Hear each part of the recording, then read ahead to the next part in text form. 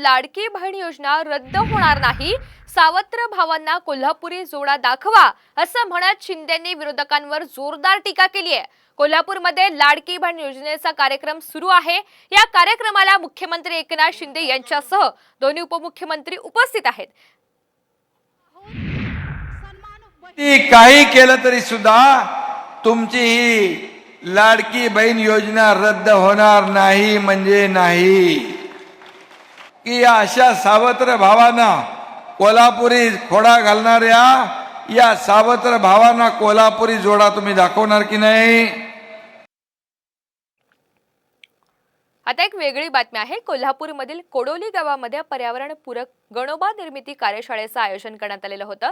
तनिष्का व्यासपीठाच्या वतीनं पर्यावरण जपण्याचा संदेश समाजात जावा या उद्देशानं या कार्यशाळेचं आयोजन करण्यात आलंय आणि यावेळी मूर्तिकार गौरव काळींगडे यांनी गणोबा निर्मितीचं प्रशिक्षण दिलं। यामध्ये सहभाग नोंदवलेल्या 60 पेक्षा अधिक तनिष्कांचं प्रमाणपत्र देऊन गौरव करण्यात आलेला आहे।